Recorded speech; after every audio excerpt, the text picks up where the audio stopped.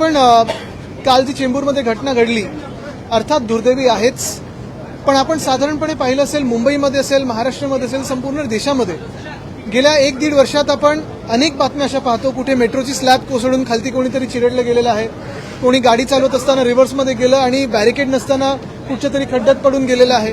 ह्या सगळ्या घटना ज्या होतात आणि खास करून आता पावसाळ्यातल्या ज्या घटना आहेत झाड पडण्याच्या, काल रात्री अजून 2 झाडं पडली, आत्ता 10 वाजता एक झाड मुंबईत पडलेलं आहे. मूळ गोष्ट हीच आहे की रस्त्याची कामं जी झालेली आहेत आणि गेले 4 वर्ष आम्ही जे ओरडत आहोत सातत्याने की घोटाळेबाजांनी कामं केलेली आहेत, कॉन्ट्रॅक्टर बोगस आहेत किंवा मोठ्या नावाखालती भलत्याच लोकांनी कामं केलेली आहेत. जर झाडाच्या अवतीभोवती तुम्ही पूर्णपणे कॉन्क्रिटीकरण केलं, झाडाला मोकळा श्वास घ्यायला जागाच दिली नाही, त्याची मुळं ही देखील कॉन्क्रीटमध्ये आणली, तर दुर्दैवाने ह्या घटना ज्या काल परवाकडे घडलेल्या आहेत ह्या वाढत जातील. हे आम्ही सातत्याने बोलत आलेलो. इनफॅक्ट आम्ही जिथे जिथे रस्त्याचे व्हिजिट्स केलेले आहेत तिथे महानगरपालिकेच्या अधिकाऱ्यांनी देखील बोलून दाखवलेलं आहे की ह्या घटना घडू शकतात. पण जे मान्सून पूर्वीची कामं आहेत, मग त्याच्यात ट्रिमिंग असेल, कॉन्क्रीटनी पूर्ण मुळाच्या अवतीभोवती विळखा घातला नाही ना हे बघणं असेल किंवा पाणी साचणार नाही हे बघणं असेल, हे सगळं सोडून जसं मी सांगितलं की मुंबईच्या महापौर या बांगलादेशमध्ये काय चाललंय, ढाक्यामध्ये काय चाललंय त्याच्यावरच जास्ती लक्ष आहेत, मुंबईच्या कामाकडे नाहीये.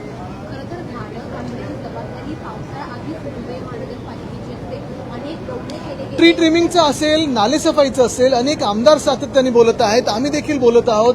आणि नुसतं ट्री ट्रिमिंग नाही तर जे कॉन्क्रिटीकरण झालेलं आहे, उठसूट सगळीकडे कॉन्क्रिटीकरण झालेलं आहे, मुळांच्या अवतीभोवती जेव्हा कॉन्क्रिटीकरण होतं तेव्हा ते झाड धोकादायक होतं. हा बेसिक कॉमन सेन्स आत्ताच्या शासनामध्ये नाहीये.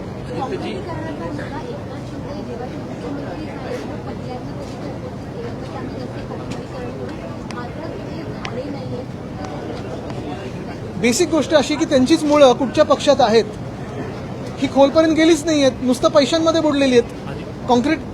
कॉन्ट्रॅक्टरांच्या पैशांमध्ये बुडलेली ह्यांची सगळी जी मुळं आहेत ती आता तुम्हाला दिसते की ती झाड त्यांचं नाजूक आहे, बाहेरून सपोर्ट घ्यायला लागतोय, बाहेरून त्यांना अजून बांबू लावून घ्यायला लागतोय त्यांच्याच भाषेत. ज्या प्रकारे सध्या जी झाडं पडताना पाहायला मिळत आहेत अशाच प्रकारची आज सुद्धा पडताना पाहायला मिळाली होती. अनेकांना जीव गमवायला काय पावसाळा जेव्हा सुरुवात होते त्यावेळेला अशा प्रकारचे मृत्यू होते. थांबणार कधी? कारण थांबणार जेव्हा कॉमन सेन्स या शासनामध्ये येईल. आपण पाहताय गेले 4 वर्ष आम्ही जे कॉन्क्रिटीकरणचा घोटाळा आहे त्याच्या विरोधात बोलत आहोत.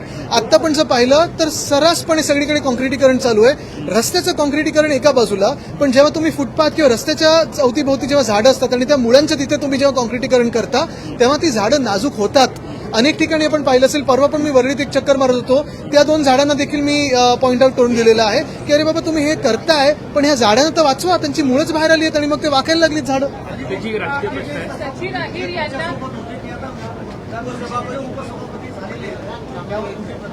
त्याच्यात प्रतिक्रिया काय? महत्वाची गोष्ट म्हणजे मिंदेंच्या पक्षामध्ये जे खूप इच्छुक होते, आता त्याच्यात कॅटेगरीज आहेत, ज्युनियर गद्दार कोण, सिनियर गद्दार कोण, सुपर सिनियर गद्दार कोण.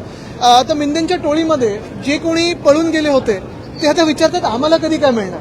पण परत एकदा मी तुम्हाला महत्वाच्या प्रश्नावर आणतो, हे सगळे जरी होत असेल तरी अनेक या राज्यामध्ये भाजपचे कार्यकर्ते आहेत, संघाचे कार्यकर्ते आहेत, त्यांनी पूर्ण जीवदान आपलं पूर्ण जीवन भाजपला अर्पित करून टाकलं होतं.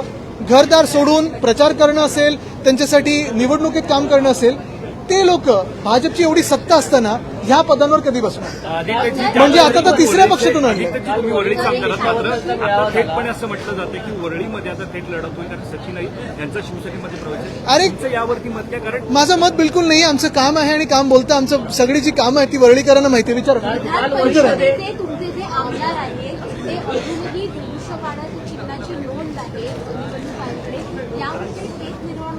मला वाटतं एक महत्वाचं निवडणूक आयोग असेल किंवा सर्वोच्च न्यायालय असेल, पूर्ण आदर ठेवून आम्ही हेच सांगत आहोत की जे आमच्यासोबत झालं त्यानंतर राष्ट्रवादी काँग्रेससोबत झालं, आम आदमी पार्टीसोबत झालं, टीएमसी सोबत झालेलं आहे आणि इतर पक्षांसोबत होऊ शकतं. पण ही जी काही चिंधड्या उडवलेल्या आहेत लोकशाहीच्या, ह्याच्यासाठी जबाबदार कोण आहे? ह्याच्यात जर न्याय निवाडा, जर आम्हाला आमच्यासाठी जो आम्ही न्याय मागत होतो तो आधीच मिळाला असता तर आज देशाची ही स्थिती झाली नसती. आम्ही वर्षांमागे वर्ष, तारखांमागे तारखं नुसतं वाट पाहत आहोत. न्याय कधी मिळणार? आता 30 तारखेला तारीख आहे, पण वेळ मिळेल का आणि न्याय मिळेल का? माझ्यावरती टीका केलेली आहे. त्यांचं म्हणणं आहे की पत्त्यांचा आता एक बंगला बांधला जातोय, सगळ्यात खालचा पत्ता मोदी आहे, ते जर एकदा निघाले की सगळे पत्ते खाली पडतील, बंगला सुद्धा पुढे. कसं? मुख्य गोष्ट हीच आहे, ते बोलतात ते एकदम अर्थात बरोबरच आहे, त्यांचं रिडिंग तर तुम्हाला माहितीच आहे. पण त्याच सोबत जे ऑपरेशन देवेंद्र चालू आहे ह्या महाराष्ट्रामध्ये, ते महाराष्ट्रालाच काय देशाला खूप धोकादायक आहे. कारण जी काही एक राजकीय अस्थिरता निर्माण झालेली आहे आपल्या राज्यामध्ये, तुम्ही पहा, तुम्ही साधे नागरिक म्हणून तर तुम्ही एक मिनिटं पत्रकार आहात, मनातून विसरून जा, आम्ही राजकारणी लोक विसरून जा, पण नागरिक म्हणून जे काही या राज्यामध्ये चाललंय, पक्षांची तोडफोड असेल, पैसे देऊन आमदार विकत घेणं असेल, निर्लज्जपणे हा आज बॅनरवर उद्या त्या बॅनरवर माझ्यासोबतच तुमच्यासोबत, हा जो काही निर्लज्जपणा चाललाय, ही जी काही चोरी चालली आहे, किती राजकारण करायचं, काय त्याला पातळी आहे की नाही, किती खालती जायचं त्याला काही पातळी आहे की नाही. आणि हे सगळं होत असताना देशाची आर्थिक स्थिती काय आहे, राज्याची आर्थिक स्थिती काय आहे, नोकऱ्या आहेत का, तुमचं जीवनमान सुधारतंय का, ह्याच्यावर कुठेही सरकार म्हणून, शासन म्हणून लक्ष नाही देणं. कालच जी घटना घडलेली आहे, एका 11 वर्षाचं मुलाचा जीव गेलेला आहे, पण कुठेही काही चर्चा नाही, नुसतं हंगामा करायचा, आमदार विकत घ्यायचे, पक्ष फोडायचे, हे घाणेरडं राजकारण मिंदेंच्या टोळीने असेल किंवा भाजपने सुरू केलेलं आहे. कुठे ना कुठेतरी ह्याच्यावर आपल्याला विचार करण्याची वेळ आली.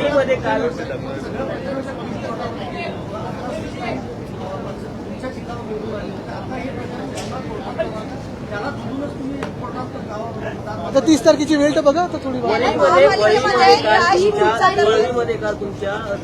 मेळावा पार पडला.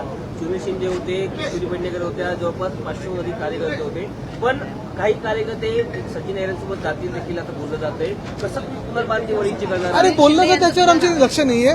मुख्य गोष्ट हीच आहे की संपूर्ण महाराष्ट्रामध्ये आपण आत्ताचा पण दौरा पाहिला असाल, जे जनता आहे ती उद्धव बाळासाहेब ठाकरे या नावावर विश्वास ठेवते. चित्र असं आहे की निवडणुकी सचिन अहिरे विरुद्ध आदित्य ठाकरे काय कसं जाऊ दे, त्यांचा कालचा मेसेज थोडा वेगळा होता, पण मुख्य गोष्ट हीच आहे की लढो अथवा न लढो, आमच्या कामावर विश्वास आहे, आमच्या पक्षावर विश्वास आहे आणि जनतेवर विश्वास आहे. मुख्य गोष्ट हीच आहे की तुम्हाला परत एकदा मी एका महत्वाच्या विषयावर आणतो की हे सगळं होत असताना जे आमदार किंवा जे खासदार आज मिंदेंसोबत जातात किंवा भाजपसोबत जातात, त्यांनी जनतेला फक्त एवढं उत्तर द्यावं की जे अयोध्या लुटत आहेत, जे उज्जैनची भूमी लुटत आहेत, तुम्ही त्यांच्या मांडीला मांडी लावून कसे बसू शकता. हे इंग्लिश पण आत्ताच विचारा, नंतर बाहेर नको. ते बघा थांबलेत तिथे. महापालिकेमध्ये आणखी एक भ्रष्टाचार समोर आलेला आहे. ट्रॅश प्रणालीमध्ये घोटाळा होत असल्याचं समोर आलेला आहे, जो समुद्र किनारी लीक असतो त्यामध्ये अधिकारी आणि जे कर्मचारी आहेत मोठ्या प्रमाणामध्ये भ्रष्टाचार करत असल्याचं समोर आलं. भ्रष्टाचाराची अनेक प्रकरणं आम्ही लोकांसमोर आणलेली आहेत, पण ह्या शासनामध्ये जर भ्रष्टाचार तुम्ही केला, भाजपच्या सत्तेत जर तुम्ही भ्रष्टाचार केला, तर तुम्हाला मंत्री बनायला किंवा मुख्यमंत्री बनायला अधिकची संधी असते. तर त्या अधिकाऱ्यांनी लवकरात लवकर भाजपाच्या वॉशिंग मशीनमध्ये ऍप्लिकेशन द्यावं. ते कदाचित ऑपरेशन देवेंद्र फडणवीस नंतर मुख्यमंत्री बनू शकतात. त्याच्यावर मी असं पत्र आता अध्यक्षांना मी लिहिणार आहे, कारण हा सायबर क्राईम आहे. आमदारांचं स्वतःचं फेशियल रेकग्निशनसाठी कुठेही कन्सेंट न घेता तुम्ही आमचं फेसेस म्हणजे आमचे चेहरे वापरलेले आहात त्याच्यावरनं फेशियल रेकग्निशन करतात, पण उद्या जर ह्याचा डीप फेक झाला किंवा कोणाचा बँक अकाउंट किंवा कोणाचा फोन हॅक झाला तर ह्याला जबाबदार कोण असतील? अध्यक्ष असतील का, ज्यांनी निर्णय घेतला, की कुठच्या कंपनीकडे आहे, फायरवॉल काय लावले तुम्ही, पासकोड काय लावले, सिक्युरिटी काय, ह्याच्यावर खरं तर हे सायबर क्राईम आहे मोठं.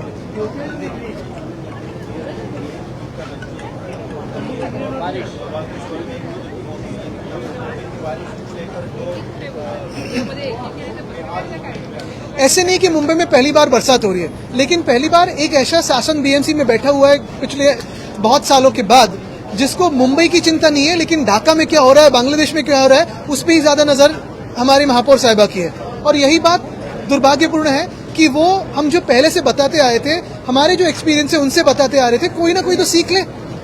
रास्तों के काम कैसे होने चाहिए, सेफ स्टेज पे कैसे लाते हैं, या ये जो कल की घटना है वो कैसे ना हुए, लेकिन इनका ध्यान पूरा राजनीति कैसे हो, पोलराइजेशन कैसे हो, उसी पे है.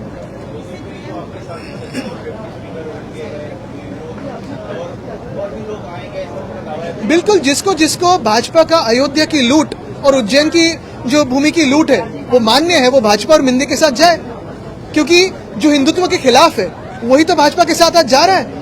क्या आप सोच सकते हैं कि रामलला के मंदिर में कभी भ्रष्टाचार हो सकता था? लेकिन जो भाजपा ने और संघ ने जो लोग बिठाए उन्होंने तो भ्रष्टाचार किया है. क्या आप सोच सकते थे कि मध्य प्रदेश के मुख्यमंत्री स्वयं वहां की भूमि की लूट कर सकते थे? लेकिन उन्होंने तो की है, ये तो मीडिया ने सामने लाया. तो जिन जिन को जो हिंदू विरोधी है वही भाजपा के साथ जा सकता है और मिंदे के साथ जा सकता है.